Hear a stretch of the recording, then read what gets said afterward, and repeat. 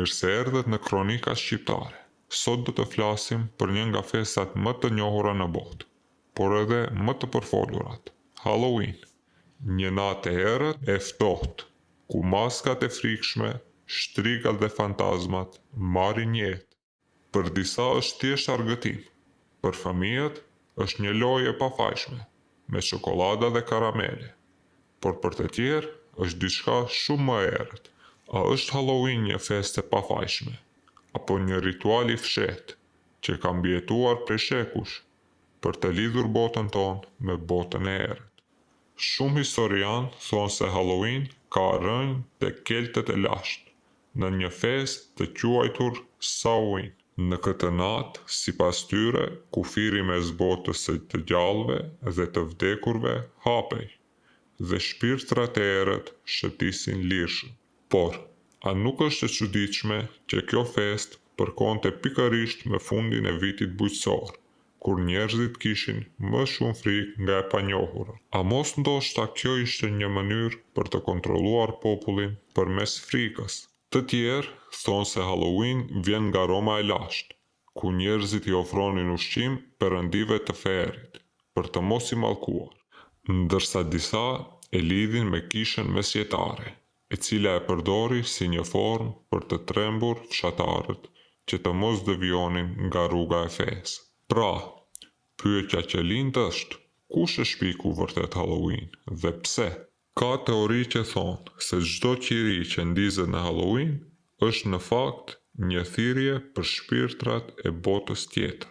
Ka të tjerë që besojnë se maskat nuk janë për zbavitje, por për t'u fshehur nga demonët që enden atë natë. A keni dëgjuar për Jack-o'-lantern, kungullin me fytyrë të prerë? Shumë thonë se ai nuk është thjesht dekor, por një spirancë që hap një portë mes dy botëve. Dhe ja ku lind pyetja, apo e festojmë të keqen vetë në shtëpitë tona, duke e vendosur këtë simbol para derës? Ka edhe më shumë.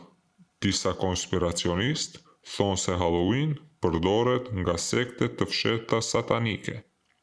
Ata besojnë se në natën e 31 tetorit, grupe misterioze kryen rituale të fshehta, me gjak e me flijime, për të marrë fuqi nga errësira. E frikshme apo jo?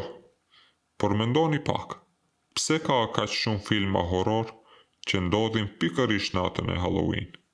A është rastësi apo një mënyrë për të na mësuar të pranojmë frikën si pjesë të jetës sonë? Pse pikërisht kjo datë? Pse jo më 1 nëntor apo në një muaj tjetër? Disa thonë se është për shkak të ekuinokseve dhe cikleve të natyrës, kur energjitë e universit janë më të forta. Të tjerë thonë se është një zgjedhje e lashtë astrologjike, ku hëna dhe yjet krijojnë një dritare energjie të errët. Pyetja që ngrihet është, a është 31 tetori vërtet një datë e rastësishme, apo është caktuar qëllimisht për të hapur portat mes botës sonë dhe botës së padukshme? A e keni menduar ndonjëherë se sa e çuditshme është që fëmijët shkojnë natën të maskuar nga shtëpia në shtëpi, duke kërkuar trick or treat?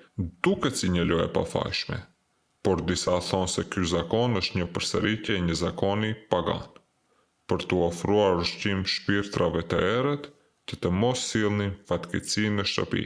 Dhe nëse nuk i jepi ushqim, ata të mallkonin. A nuk është kjo e njëjta gjë që fëmijët bëjnë sot, por në formë loje? A është ky një ritual i vjetër, i fshehur pas buzëqeshjes së fëmijëve? Një nga teoritë më të forta thotë se Halloween është një mënyrë për të na mësuar të përqafojmë frikën. Kur frika bëhet lojë, kur demonët bëhen maska dhe kur vdekja kthehet në argëtim, njerëzit fillojnë të harrojnë ndryshimin mes reales dhe imagjinares. Dhe kur nuk dim më të dallojmë, kush kontrollon mendjen tonë? Mos ndoshta Halloween është krijuar për të na bërë më të prekshëm, më të manipulueshëm, duke e shndruar frikën në zakon. Sa herë që ndizni një qiri në Halloween, kujt ja kushtonin në të vërtetë? Kur vendosni një maskë, apo fshiheni nga të tjerët?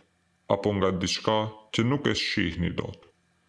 Kur fëmijët trokasin në derën tuaj për çokoladë, a janë ata thjesht fëmijët e pafajshëm, apo janë simboli i një zakoni mijavjeçar që ne e kemi harruar?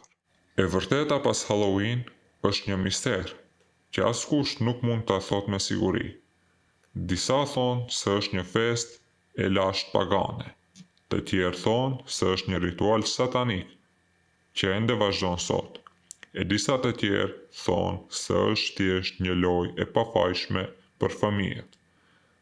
Por pyetja që mbetet është, në cilën anë jeni ju?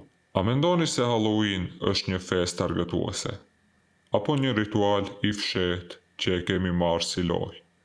Shkruajeni mendimin tuaj në komente, sepse e vërteta mund të fshihet pikërisht aty. Kjo ishte videoja jone e parë në Kronika Shqiptare. Një fillim i ri për një udhëtim që do të na çojë thellë në historinë, kulturën dhe misteret e ndryshme.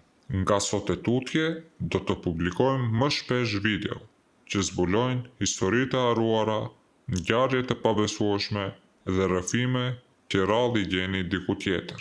Nëse kjo video ju pëlqeu, ju ftoj të lini një like, të abonoheni në kanalin ton dhe të shtypni zilën e njoftimeve, që të mos humbisni asnjë episod të ri.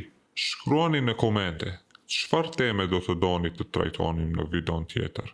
Zëri juaj na ndihmon të rrisim këtë komunitet të ri shqiptar, që dashuron historinë dhe faktet e ndryshme interesante. Faleminderit që jeni me ne që në fillim, dhe mos harroni, historia nuk vdes kurrë, për sa kohë dikush e tregon.